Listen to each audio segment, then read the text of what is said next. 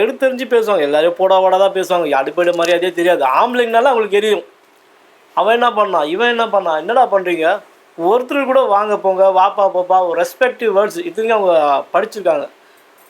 ஆனால் இங்கே நாம் தமிழ் திருவிழாக்கத்துக்கு எஜுகேட்டட் பீப்புளாக இருக்காங்க, அவங்களுக்கும் சேர்த்து அவங்க ஒரு 4 வார்த்தை இங்கிலீஷில் பேசுவாங்க. நம்ம தொகுதியில் சில பேர் இங்கிலீஷ்லாம் நல்லா பேசுவாங்க, அவங்களோட நல்லா பேசுவாங்க, எடுத்தெறிஞ்சு பேசுவாங்க. அவங்கள பற்றி ஒரு சுருக்கமாக சொல்லணுன்னாக்கா அந்த அமைதிப்படை சத்யராஜ் ஆரம்பத்தில் காட்டுவாங்க, அந்த மாதிரி தான் இப்போ வாய்ஸ் எல்லாம் ரொம்ப கைகட்டு பவ்யமாக இருப்பாங்க. நாளடைவில் அந்த மணிவண்ணன் அந்த ஓட்டு என்ன இவங்க ஒரு வட்டமாக போய் பிரச்சாரம் பண்ண வந்தானா தான் அவன் ஏன் வரல, 2 கொம்பு முளைச்சிருச்சு. என்னங்க மணி கால் முட்டுதா, தள்ளிப்போ, என்னப்பா பேருட்டு கூப்பிடுற, அவன் சுருக்கமாக சொன்னால் அந்த அமாவாசை தான், பொம்பளை அமாவாசை. அந்த மாதிரி இன்னொன்று பார்த்தீங்கன்னாக்கா திருவிழா சட்டமன்றத்துக்கு ஒரு எல்லாருமே ஒரு ஏற்றத்தாழ்வு இல்லாமல் ஒரு ஜாதி மதம் எதுவுமே இல்லாமல் எல்லாம் நாங்கள் ஒரு அண்ணன் தங்கச்சாவோ அண்ணன் தம்பியாவதாகவும் நம்ம ஈழத்தை பார்த்து நம்ம கட்சியில் இறந்தோம். 2010 ஈழத்தோட அந்த அழுகையை பார்த்து நாங்கள்லாம் நைட்டெல்லாம் பல நாட்கள் சாப்பிடாம அழுதுருந்தோம். நான் இவரெல்லாம் அவ்வளோ அழுது நைட்டில் தூங்கலை நாங்கள் பல நாட்கள். அப்பேற்பட்ட அந்த மாதிரி சமயத்தில் தான் சீமானன் குரல் ஒழிச்சுது தமிழ்நாட்டில். எதுக்குமே பயப்படாத, நமக்காக நம்ம நினைக்கிறது பேசாத சொல்லிட்டு நாங்கள்லாம் ஓடி வந்து அந்த கட்சியில் இணைஞ்சோம். அதாச்சும் நான் எப்படி இணைஞ்சேன்னா 2010 அந்த கட்சி எங்கே இருக்குது, அதோட தலைமை என்ன, எது ஒன்றுமே தெரியாது. தெரியல. ஒரு நாள் நான் பெரம்பூர் பக்கம் போயிட்டு இருக்கும்போது நான் வண்டியில் பைக்கில் போயிருந்தேன். என்னை தாண்டி ஒரு வண்டி வேகமாக சருன்னு போச்சு. ஆனால் அந்த வண்டி நான் ஒரே ஒரு மாடல் நோட் பண்ணால் புலிக்குடி இருந்தது. அந்த வண்டியில் புலிக்குடி இருந்ததுன்னு உடனே வண்டியை அனுப்பாடு அந்த வண்டியை நான் வேகமாக சேஸ் பண்ணேன். வண்டியை வேகமாக சேஸ் பண்ணி அதுவும் ஃபாஸ்ட்டாக போயிட்டு அந்த வண்டியை நிப்பாட்டுன்னு சொல்லி வேகமாக போயிட்டு நிப்பாட்டு, எப்படியோ நிப்பாட்டு, என்னங்க அது கொடி இருக்குது, என்ன கொடி அது, கட்சி நாம் தமிழ் போட்டிருக்கு. ஆமாம் சொன்னாங்க, இந்த நாம் தமிழ் கட்சி ஈழத்தில் இந்த மாதிரி அந்த இதுக்காக நாங்கள் ஆரம்பிச்சிருக்கோம், அப்போ அந்த கட்சியில் என்னையும் சேர்த்துங்க, விரட்டிட்டு போனோம் அந்த வண்டி. நான் 2010 விரட்டிட்டு போயிட்டு அந்த கட்சியில் தயவுசெய்து சேர்த்துங்க நான் வரேன் சொல்லிட்டு அவ்வளோ இது. அதுக்கப்புறம் தான் நான் என்ன சொல்லுது, யாருன்னா ஒரு நாம் தமிழ் கட்சியில் கூட ஒருத்தர் சொல்லியிருந்தார், நாங்கள் நாம் தமிழ் கட்சியிலேருந்து வந்து ரசிக்கப்பட்டோன்னு. அதே தான் நானும் சொல்கிறேன், நாம் தமிழ் கட்சியில் நான் ஒரு அடிப்படை ஒரு என்ன சொல்கிறது, நாம் தமிழ் கட்சியில் வந்தவங்க எல்லாமே ரசிக்கப்பட்டவங்க தான். எப்பேற்பட்ட 1ஆம் நம்பர் ஒரு பகுத்தறிவு படிப்பறிவோ இல்லை ஒரு முட்டாளாக இருந்தால் கூட அந்த நாம் தமிழ் கட்சியில் வந்து இணைஞ்சாங்கனாக்கா அவங்க ஆகச்சிறந்த அறிவாளி ஆவாங்க. இது சத்தியமான உண்மை. இது என்னோட அனுபவத்தில் சொல்கிறேன். இப்போ என்னெல்லாம் பார்த்தீங்கன்னா பல முறை ரொம்ப ஒரு உதாசனப்படுத்துவாங்க, அந்த அளவுக்கு நாலேஜ் இல்லை, அந்த அளவுக்கு ஒரு இது கிடையாது, பேச தெரியாது, ஒரு அறிவு இல்லாத பேச்சு பேசுவான். நாம் தமிழ் கட்சி அந்த ஈழத்தை பார்த்து தலைவர் பிரபாகரை பார்த்து அவங்க அந்த உணர்வு எங்களுக்கு வந்ததோ அப்போவே நாங்கள் என்ன சொல்கிறது, ஒரு ஐஏஎஸ் அவங்களுக்கெல்லாம் ஒரு பகுத்தறிவு எல்லாருமே நாங்கள் அந்த கட்சியில் உள்ளே போனவங்க எல்லாருமே ரசிக்கப்பட்டவங்க தான். அப்புறம் இந்தம்மா பற்றி என்ன சொன்னோன்னாக்கா, இந்தம்மா வந்து திராவிட குள்ளநரி, நான் ஏற்கனவே பதிவு பண்ணதான், இந்த திராவிட குள்ளநரி இந்த காணொலி மூலம் நான் சகோதரர் விஜய்க்கு ஒரு அன்பான வேண்டுகோள் சொல்லிக்கிறேன். எக்காரணத்து கொண்டு இந்த மாதிரி ஆளை உங்கள் கட்சியிலேயே சேர்த்துடாதீங்க. சேர்த்திங்கனாங்க நந்தவனத்தில் நாகப்பாம்பு பூந்த மாதிரி ஆகிடும். அவ்வளோ விஷம் அந்த அம்மா பேச்சுலையும் சரி நடத்துலையும் சரி அவ்வளோ விஷம் தருவாங்க. தயவுசெய்து நீங்கள் என்ன சொல்கிறது, இந்த அம்மாவை தயவுசெய்து சேர்த்துறாதீங்க. இப்படி ஒரு இன போராளியை தான் பணம் வாங்கிட்டேன்னு அவங்களுடைய காணொலியில் பதிவு செஞ்சுருக்காங்க. நான் வந்து இளவஞ்சி அக்காவுக்கு ஒரு ஓப்பன் சேலஞ்ச் வைக்கிறேன். நான் சீமான் வந்து எல்லா கட்சியும் எதிர்த்துட்டு தன்னுடைய இனத்துக்காக தனி ஒரு ஆளாக நின்று அவர் ஒரு 10 பேரை கூட வச்சுக்கிட்டு சின்னதாக ஒரு அமைப்பு ஆரம்பித்து அதை கட்சியாக மாற்றி இப்போ 2024 வரைக்கும் பெரும் படையாக கட்டி வச்சிருக்கிறாரு. அதே ஓப்பன் சேலஞ்சு தான் சொல்லிட்டேனே. நீங்கள் அந்த மாதிரி தனி ஒரு பெண்மணியாக இருந்து இந்த மாதிரி ஒரு அமைப்பை உருவாக்கி இப்படி ஒரு கட்சியாக மாற்றி தனியாக நின்று செயல்பட்டு காட்டுங்க. அப்போ நான் வந்து நீங்கள் சொல்கிற விஷயம் கரெக்டுன்னு நான் ஒத்துக்கிறேன். இந்த அம்மா சொன்னாங்க, நாம் தமிழ் கட்சியிலேருந்து விலைக்கு போகிறவங்க வந்து தமிழ் தேசியத்தை நோக்கி தான் பயணிப்பாங்க அப்படின்னாங்க. தமிழ் தேசியத்தை நோக்கி தான் பயணிப்பாங்கன்னு சொல்லிட்டு அண்ணன் என் மேலே பெருமதிப்பு பேரன்பெல்லாம் கொண்டுக்கிறான்னு சொல்லிட்டு, ஆனால் சகோதரர் சீமான் அவர்களே வந்து திமுக காசு கொடுத்தா அதிமுக எதிர்த்து பேசுவார், அதிமுக காசு கொடுத்தா திமுக எதிர்த்து பேசுவாருன்னாங்க. அப்போ நாம் தமிழர் கட்சியில் இருக்கிறவங்க வந்து தமிழ் தேசியத்தை நோக்கி தான் போவோன்னு சொல்கிறது வந்து உண்மையா, இல்லை காசு வாங்கின்னு மாறி மாறி பேசுவாங்கன்றது வந்து உண்மையா? ஏன் இவ்வளோ பொய் புரட்டு முரண்பாடான பொய் புரட்டு பண்ணுறீங்க? அதே நேரத்தில் சமூக விடுதலையில் வந்து அவரை அடிக்க முடியாது, ஆனால் அரசியல் விடுதலை வந்து அவர் வேலைக்கு ஆக மாட்டார் அப்படின்னு வந்து சொல்கிறாங்க. இந்த அம்மாவுக்கு தெரியுதா என்னன்னு தெரியல. சமூக விடுதலையும் அரசியல் விடுதலையும் வந்து பிரிக்கவே முடியாது. ஏன்னா அரசியல் விடுதலை சமூக விடுதலை ரெண்டுமே சேர்ந்தது வந்து பொருளாதார விடுதலை தான் இருக்குது. எங்கே சுற்றினாலும் நீ அங்கே போய் நின்னா, எப்போ பெண்கள் அடிமைப்படுத்தப்படுறாங்கன்னா, ஆணாதிக்க சமூகம் எப்போ உருவாகுதுன்னா, பெண்கள் குழந்தை பேறு காலத்தில் பலவீனப்பட்டதுனால ஆண்களுடைய உதவினால தான் வந்து ஆணாதிக்க சமூகம் உருவாகுது. இதுதான் வந்து வரலாற்று ரீதியான கண்டுபிடிப்பு. இந்தம்மா புதுசாக சொல்கிறாங்க ஜாதிய ஒழிப்பு இதெல்லாம் சொல்லிவிட்டு, அப்புறம் சமூக விடுதலைன்னா வந்து பெண்கள் வந்து ஆணாதிக்கத்தில் இருக்கிறாங்கிறாங்க. அதே சொல்லிவிட்டு இன்னொன்று சொல்கிறாங்க, இது வந்து மரபு கூறுலேயே இருக்குது, இதை மாற்றவே முடியாதுங்க.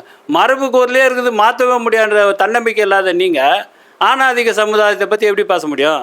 மாற்றத்துக்கு வரணும்னு சொன்னால் பரவாயில்ல, மாற்றவே முடியாது அப்படின்னு சொல்லிட்டு அதுக்கு வந்து வைத்தியம் பண்ணால் தான் முடியும். என்ன வைத்தியம் பண்ணுவேன்? எல்லோரும் வந்து பெண்களை எல்லாம் பொருளாதார மேதையாக்கிடுவா?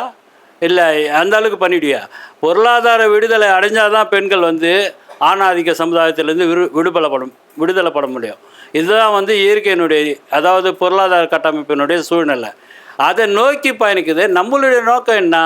நம்ம இனம் சாவடிக்கப்பட்டது. யாரும் மற்ற இனங்கள்லாம் வந்து அதை பற்றி காது கூட கொடுத்து கேட்கல. அந்த தேசிய இனமாக தமிழ் தேசிய இனம் மீட்சி பெறணுன்றதுக்காக ஆரம்பிக்கப்பட்ட கட்சி. இதை கூட புரிஞ்சிக்காமல் நீ விலைக்கு போகிறேன்னா போ. தாவேக்காக துண்டு போட்டாலும் சரி, இல்லை அதிமுகவுக்கு துண்டு போட்டாலும் சரி, இல்லை திமுகவுக்கே துண்டு போட்டாலும் சரி, எங்கேனாலும் போய் லைஃப் டைம் அச்சீவ்மெண்ட் பண்ணிக்கோ. அதுக்காக வந்து சீமான குற்றம்னு சொல்கிற பேரில் வந்து சொல்லிவிட்டு இந்த கேடுகட்ட வேலையை செய்யணுமான்னு தான் எங்களோட கேள்வி. அவங்க ஒரு பதிவு பண்ணாங்க, சீமானண்ண வந்து என் மேலே பெரிய பேரன்பும் மரியாதை வச்சுருந்தனால அவருக்கு நான் ஜாலரா தட்ட முடியாதுன்னாங்க. அதே கேள்வி தான் நாங்கள் கேட்குறோம். எங்கள் தொகுதியில் நீ வந்து வேலை செய்யும்போது அனாவசியமாக நிறைய தேவையில்லாத வார்த்தைலாம் பேசினேன். அந்த ஒரு அதோட பேசினாங்க. அந்த ஒரு சீமானன்ற ஒரு வார்த்தைக்கு தான் உனக்கு மரியாதை இருந்ததாங்க. சீமானன்ற ஒரு வார்த்தை, அண்ணன்ற ஒரு வார்த்தை இல்லைன்னா நாங்களே தர லெவலில் பேசுவோம். இப்போ சதீஷ்ன்றவனை சிறப்பாக அடிப்போன்னு சொன்னாங்க. அவன் விட்டு தான் அவன் எப்படி வேணாலும் பேசுவோம். நாங்கள் அண்ணன் சொல்கிற மாதிரி தான், வெட்ட வரது முன்னே வெட்டிடுவோம். அந்த மாதிரி தான் இந்த தொகுதி எல்லாருமே. ஒன்று எது வேணாலும் பேசியிருப்போமா நாங்கள். அப்போ சீமானன்ற ஒரு வார்த்தை பிராண்டு தானே உன்னை காப்பாற்றி விட்டுச்சு. அதை அவங்க வந்து மனசில் நினச்சின்னு பேசணும். இதில் வந்து எங்கள் 2 பேர்கிட்ட மட்டும்தான் அவங்களுடைய பாட்சா பலிக்கலை. ஒன்று வந்து தங்கச்சி சர்வனிஷா, இன்னொன்று வந்து எங்கிட்ட. ஏன்னா நாங்கள் 2 பேரும் வந்து இவங்களுடைய நெளிவு சுழிவை புரிஞ்சுக்கணும், இவங்க நோக்கத்தை வந்து புரிஞ்சுக்கணும். சீமான் நிறுத்திட்டார், வேறு ஒன்றும் பண்ண முடியாது. அதனால் வந்து இவங்களுக்கு வேலை செய்தாகணுன்றவங்க ரொம்ப கராராகவும் ரொம்ப ஷார்ப்னஸாகவும் இருந்தோம். அதனால் வந்து எங்களை வந்து எந்த வகையில் வந்து அவங்களால பண்ண முடியல. ஆனால் மற்றவங்கள எல்லாரும் இழி சொல்லில் வந்து அந்தளவுக்கு கேவலமாக பேசிக்கிறாங்க. இது வந்து ஆணாதிக்க சமுதாயம் இல்லை, இந்தம்மா பெண்ணாதிக்கம் பண்ண வந்தாங்க. ஆனால் இங்கே பாட்சா பழிக்கல. அதே நேரத்தில் சீமான்ற ஒரு முகம் இல்லைன்னா இந்தம்மா இங்கேயே வந்து அன்றைக்கே வந்து அவ்வளோ கோபமாக இருந்தாங்க. ஒரு விஷயம் என்னன்னா, அவங்க வந்த புதுசுலேயே வந்து எனக்கும் அவங்களுக்கும் ஒரு சண்டை. அதாவது தொகுதியிலேருந்து ஒருத்தர் மாற்றுக் கட்சிக்கு போயிட்டாரு. அவருடைய நண்பர்களாக இருக்கிறீங்க, நீங்களும் போயிடுவீங்க அப்படின்னு பல இடத்துல அதை சொல்லி அதான் சந்தேகம்னு சொன்னேன் தெரியுங்களா, அதை பண்ணிகிட்டே இருந்தாங்க. எனக்கு அதில் உடன்பாடு கிடையாது. நடு ரோட்டில் பிரச்சாரத்துக்கு போன இடத்துல நடு ரோட்டில் நின்று நாங்கள் சண்டை போடுறோம். நான் சொல்கிறேன், நீங்கள் அந்த மாதிரி சொல்லாதீங்க. போனவங்களை நீங்கள் விமர்சிக்கிறீங்களா, என்ன வேணாலும் நீங்கள் விமர்சிக்கோங்க. இருக்கிறவங்கள நீங்கள் பேசக்கூடாது. இருக்கிறவங்கள போயிடுவாங்க நீங்கள் எப்படி பேசுவீங்க? இன்னைக்கு நீங்கள் இல்லை, நீங்கள் போயிடுவாருன்னு சொன்ன பாலா இன்னமும் தொகுதியில் இருக்கிறாரு, கட்சியில் இருக்கிறாரு, மேல் பதவிக்கு போகிறாரு. அப்போது பேசுகிற நீங்கள் இல்லை. அதனால் உங்ககிட்ட வந்து உண்மை கிடையாது. நீங்கள் அந்த சண்டை போட்டேன் இல்லையா, அப்போவே வந்து அவங்க என்கிட்ட வந்து கரெக்டாக இருக்கணும், என்கிட்ட வந்து இவங்க சொல்கிறதெல்லாம் நடக்காது அப்படின்ற மாதிரி தெரிஞ்சுக்கிட்டு என்கிட்ட வேறு மாதிரி, அதாவது நைஸாக பேசி காரியத்தை சாதிக்கணுன்ற மாதிரி அன்பா தங்கச்சின்னு பேசுனாங்க. இப்போ அவங்க வந்து நாம் தமிழர் கட்சியில் பொதுச் செயலாளர் பொறுப்பு கேட்டாங்க. அது மறுக்கப்பட்டதன் விளைவாக வந்து இதில் போயிட்டாங்க அப்படின்னு கண் துடைப்புக்காக தான் இது சொல்கிறாங்களே தவிர அது உண்மையான காரணம் இல்லை. அவங்களுடைய மெயினான குறிக்கோள் பணம். அவங்களுடைய மெயினான குறிக்கோள் வருமானம் வரணும், பணம் வரணும். ரெண்டாவது வந்து சீமான் மாதிரி நம்ம தனித்து நிற்கணும், தனித்து பேரும் புகழும் வாங்கணும். அப்படின்ற ஒரு எண்ணமும் அவங்களுக்கு இருக்குது. அதுக்காக வேண்டி நடத்தின ஒரு விஷயந்தான் இது, பொதுச் செயலாளர் பொறுப்பு கொடுக்கல அப்படின்னு சொல்லிட்டு. இன்னொன்று, பொறுப்புக்காக ஆசைப்படுற எண்ணம் அந்த அம்மா கிட்ட முதல்ல இருந்தே இருக்குது. ஏன்னா எங்கள் தொகுதிக்கு வரும்பொழுது அவங்க என்கிட்ட சொன்ன, நான் தான் சாட்சி அதுக்கு, அவங்க என்கிட்ட சொன்ன விஷயம் என்னன்னு பார்த்தீங்கன்னா, நிஷா நீ வந்து தொகுதி செயலாளர் ஆயிடு, இமானுவேல் அண்ணா தான் தொகுதி செயலாளர், இவர் வந்து தொகுதி தலைவர், நாங்கள் இருந்த நீங்கள் 2 பேர்கிட்ட கலையரசி வந்து தொகுதி செயலாளர் ஆயிடணுமா, அந்த அக்கா தொகுதி செயலாளர் ஆயிடணுமா, நான் வந்து தொகுதி தலைவர் ஆயிடணுமா, இவங்க மாவட்ட செயலாளராக வருவாங்களாம். நான் சீமான் அண்ணன் கிட்ட பேசுகிறேன், நிஷா நம்ம வந்து இருக்கலாம், ஏன் ஆண்கள் தான் இருக்கணுமா, நம்ம இருக்கக்கூடாதா, நான் சீமான் அண்ணன்கிட்ட பேசுகிறேன், நம்ம 3 பேருமே பொறுப்பு வாங்கி வந்து இந்த திருவிக நகர் தொகுதியை நாம் மேம்படுத்தலாம் அப்படின்னு அவங்க சொன்னாங்க. இப்போ நான் என்ன கேட்குறேன்னா, நீங்கள் எந்த தொகுதி, உங்களுக்குன்னு ஒரு தொகுதி இருக்குது, இது எங்கள் தொகுதி, நீங்கள் வந்து விருந்தினராக வந்திருக்கீங்க, உங்களை வந்து உங்களுக்கு நாங்கள் வந்து விருந்தோம்பல் பண்ணுறோம். நீங்கள் அதாவது ஒரு விருந்தினராக போயிட்டு அந்த வீடு ஆக்கிரமிப்பு பண்ணுற கதையால இருக்குது. நீங்கள் வந்து உங்களுக்கு தொகுதி இருக்குது, அந்த தொகுதியில் போய் நீங்கள் மாவட்டத்தில் போய் உட்காருங்க, அங்கே இருக்கிற மகளிரை நீங்கள் தொகுதிக்கு கொண்டு வாங்க, அவங்கள வச்சு நீங்கள் அந்த தொகுதியை வந்து மேம்படுத்துங்க. அங்கே உங்களுக்கு இடம் இல்லைன்னு சொல்லிட்டு இங்கே வந்து இந்த எப்படி சொல்கிறது, இந்த சிங்கம் வந்து ஒன்றா இருக்கிற மாட்டு மந்தையை வந்து பிரிக்க முடியாதுன்னு சொல்லிட்டு அங்கே ஒரு கல் இங்கே ஒரு கல்லுன்னு ஆடமெல்லாம் பிரிச்சுட்டு தனித்தனியாக வேட்டையாடுமே, அந்த கணக்காக இவங்க வந்து எங்ககிட்ட வந்து அதை பயன்படுத்தணும்னு பார்த்தாங்க, எல்லார்கிட்டையும் பண்ணாங்க. ஆனால் கரெக்டாக சொல்லணும்னா அவங்களுடைய இது வந்து இங்கே செல்லுபடி ஆகலை, அதுதான் சொல்லணுமே. நம்மளுடைய கலாரான வந்து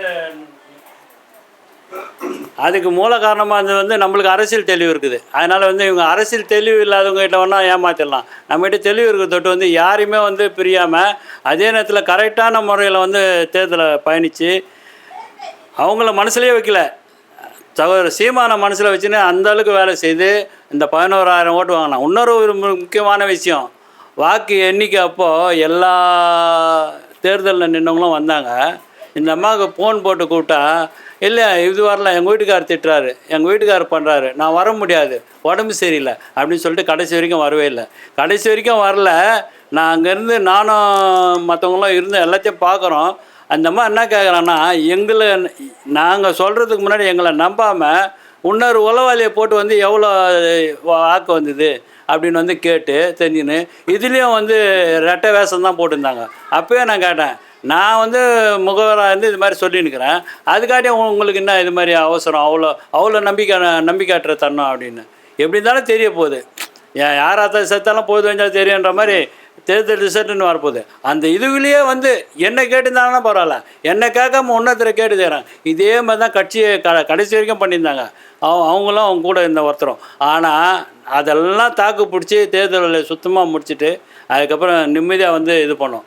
அப்போயே நினச்சோம், அந்த அம்மா என்ன கணக்கு போட்டாங்க தெரியுமா, இவங்க சொல்கிறாங்களே இங்கே மாவட்ட செயலாளர் இங்கேயே நின்று இங்கேயே இவங்களை முழக்க அரைக்கலாம், ஏன்னா எல்லாம் ஏமாளிங்களாக மாவட்ட செயலாளர் ஆகிட்டு நீ தொகுதி தலைவர் செயலாளர் ஆகிடுனாங்க. ஆனால் எதுவும் நடக்காத தொட்டு எங்கே போனாலும் இதுன்ற தொட்டு இப்போ வழியே இல்லைன்றப்போ சரி நம்மளுக்கு வந்து பொழப்பு உண்டு, இதை பார்த்துன்னு போகலாம், நம்ம வந்து இப்போது அறிமுகம் ஆகிட்டோம், தமிழ்நாடு அளவில் நம்ம அறிமுகம் ஆகிட்டோம், யாருன்னா வந்து துண்டு போட்டால் நம்ம போய் விரிச்சா போயிடலாம் அப்படின்ற மாதிரி இருக்கிறாங்க. அதனால் வந்து துண்டு போட்டு வைக்கிறாங்க, தாவேக்காக்கோ இதுவோ. ஆனால் இவங்கெல்லாம் தமிழ் தேசத்துலாம் பயணிக்க மாட்டாங்க. இவங்க வந்து சிறந்த களப்போராளியா, சிறந்த களப்போராளினா எப்படி இருக்கணும், அதான் சொல்கிறேன், பார்ட் டைம் ஒர்க் மாதிரி தேர்தல் பிரச்சாரம் பண்ணாங்க. அன்றைக்கி சொல்லுவாங்க, நீங்கள் போய் துண்டு அறிக்கை கொடுங்க, நீங்கள் எந்த ரோடுக்கு பாருங்கள், ஐயா நீங்கள் எது பண்ணுங்கள், அதிகாரம் தான், அதான் சொன்னேன் நான், எது செய்ய முடியுமோ அதான் செய்வோம், நீங்கள் சொல்கிறதுக்கெல்லாம் ஆட மாட்டோம் அப்படின்னு தான் அப்போவே சொல்லியிருந்தோம். அதனால் வந்து எங்கள்கிட்ட வர்றதில்லை.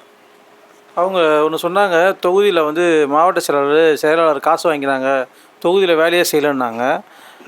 அந்த அம்மா வந்து தேர்தலில் என்னென்ன டாக்குமெண்ட்டில் போனால் எதுவுமே கையெழுத்து போடல, என்ன மேற்பார்வை வருதுக்கும் அதுக்கும் வரல. எல்லா வேட்பாளரும் வருவாங்க, எங்கள் தொகுதியில் என்ன தாயங்கவி வருவார், அதுக்கப்புறம் அந்த ஏடிஎம்கில் ஒரு மகளிர் இருந்தாங்க சரஸ்வதி, அவங்களும் வருவாங்க. எல்லாத்துக்கும் வந்து இந்த அம்மா வரவே மாட்டாங்க, எல்லாமே முதன்மை முகவர்ன்றதுனால கணேச இவரே பார்த்துக்குவார். தேர்தல் லாஸ்ட்டில் என்ஓசி எல்லாமே வாங்கிட்டாங்க, என்ஓசிலாம் வாங்கிட்டு தேர்தல் வரவு செலவு கணக்கு கொடுக்கணும். தேர்தல் உன்னை வந்து நாங்கள் பழி வாங்கணும்னு நினச்சிருந்தா தேர்தல் வரவு செலவு கணக்கு நாங்கள் கொடுக்கலன்னா நீ எல்லா விதத்துலையும் பாதிக்கப்பட்டிருப்ப, உன்னோட டாக்டர் தொழிலே பாதிக்கப்பட்டிருப்ப, நீ உன்னோட மருத்துவ இதிலே பாதிக்கப்பட்டிருப்ப, தமிழ்நாட்டிலே முதல்ல நாங்கள் தான் முடிச்சு கொடுத்தோம். மருத்துவ இதிலே பாதிக்கப்பட்டிருப்ப. இன்னொரு விஷயம், நீ எல்லாத்துலேயும் பெண்டிங் தான், உனக்கு எல்லாத்துலேயுமே கட் ஆகிட்டு. நீங்கள் தேர்தல் வரவு செலவுனா உங்கள் அக்கௌண்ட் க்ளோஸ் பண்ணியிருப்பாங்க, ஃபஸ்ட்டு சீஸ் பண்ணியிருப்பாங்க, உங்கள் அக்கௌண்ட் க்ளோஸ் பண்ணிட்டு எல்லாமே டீட்டெயில் கேட்டிருப்பாங்க. இதெல்லாம் நீங்கள் முடிச்சு கொடுத்தா தான் உங்களுக்கு அடுத்த ப்ரொபோஷனல் நீங்கள் அடுத்த ஸ்டேஜுக்கே போயிருக்க முடியும். ஆனால் நீங்கள் வரவே இல்லை, தேர்தல் கமிஷன் ஆஃபீஸுக்கு நீங்கள் வரவே இல்லை. ஆனால் எல்லாத்தையும் முடித்து என்ஓசியில் சைன் வாங்கி அந்த எல்லாம் முடித்து அவங்க கையில் வந்து கூட அவங்க வந்து வாங்கலை, இன்னொருத்தர் ஆள் விட்டு அனுப்பிச்சாங்க. ஐயா கிட்ட வந்து ஆள் விட்டு அனுப்பிச்சு அவர்கிட்ட தான் இவர் சப்மிட் பண்ணுறது, எடுத்து போய் கொடுங்கன்னு சொல்லிட்டு. உன்னை பழி வாங்கணும், தொகுதி பழி வாங்கணும்னு நினச்சிருந்தா தேர்தல் வரவு செலவு கணக்கு நான் தேர்தல் வேட்பாளர் இல்லாமல் கொடுக்க முடியாதுல்ல. நான் அவ்வளோ செலவு செய்தேன், இவ்வளோ செலவு செய்தேன்னு சொன்னல, நீ எவ்வளோ செலவு செய்யணும் வந்து சொல்லணும்ல, தேர்தலுக்கு அது சொல்லணும்ல, அதுவே சொல்லலை. ஆனால் அந்த அம்மா வந்து அது வந்து அதான் வெள்ளையாகிறவங்க போய் சொல்ல மாட்டாங்கன்றது அதே மாதிரி தான் நம்பிக்கிட்டு போகணும். அந்த மாதிரி தான் அது கதையாக இருக்குது. அது கதை அதே நேரத்தில் வந்து அந்த அம்மா பார்த்தீங்கன்னா ரொம்ப புத்திசாலியாக தான் பேசுவாங்க. இன்றைக்கும் கூட அதுதான் பேசிக்கிறாங்க. ஜிக்ஜாக்காக பேசி அண்ணன்னு சொல்லிட்டு வஞ்சக புகழ்ச்சி அணின்றாங்களே, அந்த மாதிரி அண்ணன் பேரன்புன்னு சொல்லிட்டு அவர் வந்து திமுகவில் அதிமுகவில் காசு வாங்குவாருன்னா, உங்களை மாதிரிலாம் இது மாதிரிலாம் பேசுகிறவங்களாம் என்ன சொல்கிறது? அது அவர் வந்து மரியாதையாக வந்து உங்களை வந்து வழிநடத்துறது வந்து உங்களுடைய படிப்புக்காகவும் உங்களுடைய போராளி குடும்பத்துக்காகவும் தான். ஆனால் அதை புரிஞ்சிக்காமல் உங்களுக்கு ஏதோ மதிப்பு கொடுத்தா மாதிரி இன்னத்துக்காக நிற்கிறீங்கன்ற ஒரே காரணத்துக்காக தான் அவர் மதிப்பு கொடுத்தாரு. இதை புரிஞ்சு நீங்கள் நடக்காமல் எல்லாரையும் அவதூறாக பேசி திருவிழா நகர் தொகுதியை காசுக்கு சோட போன தொகுதியாக சொல்கிறீங்க. காசுக்கு சோட போகிறதா இருந்தால் ஏன் இந்த மாதிரி இருக்கிறோம்? உங்களை மாதிரி வாழ்க்கை வசதியாக இருக்காது. இன்றைக்கி சோட போகிறது யாருன்னு வந்து உங்களுக்கே தெரிஞ்சு போச்சு. தமிழ்நாட்டில் இருக்கிற நாம் தமிழ் கட்சியில் மட்டும் இல்லை, மற்ற எல்லா அரசியல் கட்சிக்கும் தெரிஞ்சு போச்சு. இதுவும் ஒரு சோடை தான். நாஞ்சல் சம்பத்து, ஐயநாதன், இது மாதிரி ஐயநாதன், அப்புறமா வந்து சுபவி மாதிரி இதுவும் ஒரு சோடை போனது தான்ன்ற மாதிரி ஆகிப்போச்சு. இன்றைக்கி பணத்துக்காக எது ஒன்றாலும் பண்ணுறவங்க வந்து நாங்கள் கிடையாது. பிச்சை எடுத்தாலும் சரி, பிச்சை எடுத்து சாப்பிட்டாலும் வந்து அதை இதுவாக தான் சொல்லுவோம், உரிமையாக தான் கேட்போம். ஏன்னா நாங்கள் உழைச்சிருக்கோம், அதனால் பிச்சை எடுக்கிறோம், எங்களுக்கு போடுங்க அப்படின்னு. ஆனால் நீ பிச்சை எடுக்கிறதுக்கும் லாக்கி இல்லை, அதனால் வந்து இது மாதிரி பேசினுக்கிற. ஆனால் இது மாதிரிலாம் பேசினா எங்களுடைய தொகுதியை, அதாவது தொகுதிக்குள்ளே 1000 முரண்பாடு இருந்தாலும் எங்களுடைய தொகுதியை வந்து நீங்கள் குறை சொல்கிறது, என்னை பற்றி நீங்கள் குறை சொல்லலை, என்னை பற்றி குறை சொல்லலை, ஆனாலும் எங்கள் தொகுதியை குறை சொன்னால் அது என்னை பாதிக்கும்ன்றதை வந்து சொல்லிக்கிறேன். அவங்கள பற்றி லேட்டஸ்ட்டாக ஒரு மெசேஜ் நான் கேள்விப்பட்டேன். நீ கட்சியிலேருந்து போயிட்ட, சீமான் என்ன பண்ணுறது எனக்கு பிடிக்கலன்னு போயிட்டீங்கள, அதோடு போயிடணும்ல, ஒரு இயக்கம்னு ஒன்று கட்டுறேன்னு சொல்கிறேன், இப்போ ஒன்று ஸ்டார்ட் பண்ணுறேன்னு சொல்லியிருக்கேன். அந்த இயக்கத்துக்கு சிறந்த போராளி நீ தனியாக கட்டமைக்கணும்ல. இப்போ அந்த அம்மா என்ன பண்ணுறாங்கன்னா, நாம் தமிழ் கட்சியில் இருக்கிற பொறுப்பாளர்களுக்கு ஃபோன் பண்ணுறாங்க. நான் கேள்விப்பட்டேன், இப்போ அதை கேள்விப்பட்டேன். பொறுப்பாளர்கள் ஃபோன் பண்ணி நான் ஒரு இயக்கம் கட்ட போகிறேன், அதுக்கு வந்துரு, நான் இந்த பொறுப்பு தரேன், அந்த பொறுப்பு தரேன், நம்ம சேர்ந்து செயல்படலான்னு. இப்போது நீ தொடர்பு கொள்கிறல்ல, உங்களை காட்டுறது சீமான் அண்ணன். இது துரோகம் இல்லையா? நீ சீமான் அண்ணன் பண்ணுற துரோகம் இல்லையா? அதெல்லாம் நீ வந்து இப்போ உண்மையான போராளியா? நீ இன்னொன்று சொல்கிற, நாங்கள் பாரம்பரியமாக 4 சமம், நாங்களாம் நடு ரோட்டில் இருந்தால் வந்துக்கிறோம், நாங்களும் 4 சமம் போராளி தான். எங்கள் வீட்டில் கம்யூனிஸ்ட்டில் இருந்துக்கிறாங்க. இன்றைக்கி வந்து சாதி வெறுப்பு, மக்கள் பிரச்சனை வந்து 87, 82, 90 வரைக்கும் கம்யூனிஸ்ட்டு தான் போராடினாங்க. என் குடும்பமே கம்யூனிஸ்ட், அப்போ எல்லாருமே கம்யூனிஸ்ட்டு. நான் தான் கட்சியிலேருந்து வெளியே வந்திருக்கிறேன். அப்போ நாங்கள் நடுத்தூரில் இருந்தால் வந்திருக்கிறோம். போராளி நீயே சொல்லிங்கன்னா அது சீமான் அண்ணன் உங்கள் மேலே வந்த நம்பிக்கை வந்து நீ பயன்படுத்திட்டு நீ துரோகம் பண்ணுற. நான் வந்து இதில் சொல்லணும்னா, காமராஜர் காலத்துலேருந்து அவருடைய பற்றால வந்து அரசியலில் வந்து அந்தளவுக்கு உண்மையாக இருந்துன்னு இருக்கிறேன். அந்த உண்மை தான் வந்து இன்றைக்கும் வரைக்கும் நிற்க வைக்குது. சீமான் மத்தியில் வந்து மதிப்பை வந்து கொடுக்க வச்சுருக்குது. அதுக்காக வந்து நன்றி. இப்போ 2010 இந்த அம்மா வந்து கட்சியில் பயணிக்கிறேன் அப்படின்னு பதிவு பண்ணியிருக்காங்க. இப்போ 2010 நீங்கள் சீமான் கூட பயணிக்கிறீங்க. அப்போ 2010 சீமான் வந்து திமுகவை, அப்போத்துலேருந்து திமுகவை, காங்கிரஸை, எல்லா கட்சிகளையும் வந்து அவர் விமர்சித்து தான் பேசுகிறாரு.